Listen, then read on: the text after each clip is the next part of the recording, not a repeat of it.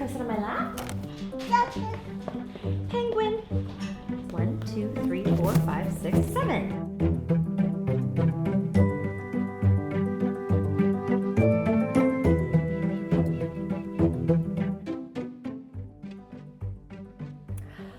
My journey as a new mom has been very unique because it started, that's right, in December of 2020, in the midst of the pandemic. So the whole thing, no one saw me pregnant, no one in my family or my husband's family, no one could be at the birth, no one met our son until he was almost 5 months old. It was very bizarre, but now it's oddly normal and way easier.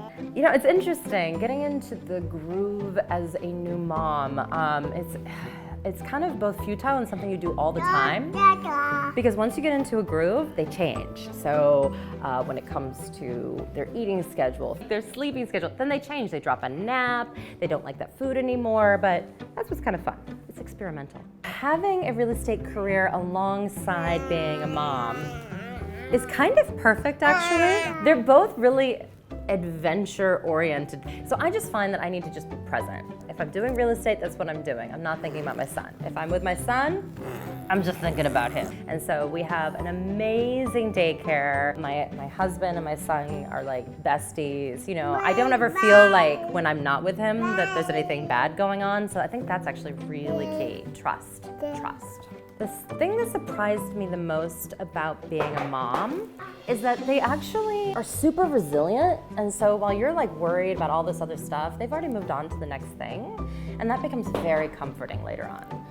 Being a parent has changed pretty much everything that I think about my career and excitement and my hobbies and all the things, because any moment away from him has to be worth it. So I'm not gonna take on really terrible clients. I'm not gonna do things that I'm kind of meh about. I'm not gonna see people I'm meh about, because I just have something better to do pretty much all the time. When I think about the lessons that my mother taught me that I am now teaching Alden, I think the biggest one is resilience and moving forward. So whenever we would get in trouble or do something that was untoward, my mother would always say, okay, not okay, this is why, never do this again, etc. But we always knew that we were loved, and she would make sure to always say that after every single one of those incidents, and then we just move forward. And already, you know, my son's like that. Like, he'll fall, he'll get back up, he doesn't care, he's resilient. And so I'm really glad that that's one of the things I got to pass on. I am not only one of 3 daughters, but all of my sisters only had girls. I don't know anything about boys. And so I thought to myself, oh my gosh, this is gonna be so different. Oh my gosh.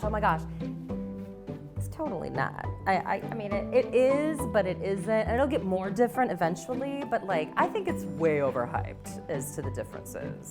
I definitely had no idea that I could ever love anyone as much as I love Alden. And it just keeps getting more and more. Like, now that I get to know his personality and what he's like and what he doesn't like, and that he loves books more than anything, it's just the best. My mom had me at 22, I'm the oldest, and I went to college when she was the age that I was when I had Alden. Very different lives. One of the things that is so amazing is that we all have the same connection, right? And I think that's really cool. Like, we're all still moms, no matter how you do it. And my mom was always really adamant about that like, no matter how other parents did it or whatever, like, there's that respect. Motherhood now versus when I was a kid is just so different because we have the internet, we have Google, so you can Google everything, which was a godsend when I was a pandemic mommy and had no idea how to take care of a newborn and we were basically isolated. It's also the devil's curse, because then all of a sudden you're reading and you're like, I'm the worst mom ever. And then all of a sudden you're thinking like, are we all sick of with something terrible? I mean, it was a give and take, but I think that that's really taken over a lot of things. It's also really cool because you find like fun recipes, like I just did these like meatballs that he loves. It's a give and take, but I think the internet has just dominated parenting in a way that I was very surprised by. In terms of business lessons that I've already taught this little one, A, he loves to read. B, he loves order. C, he's charming. And I think that's a biggie. If If my son learns that no one is better than him, but also that he is no better than anyone else, then I will know that I did a good job as a mom, because it's really important that he be happy and that he makes other people happy too.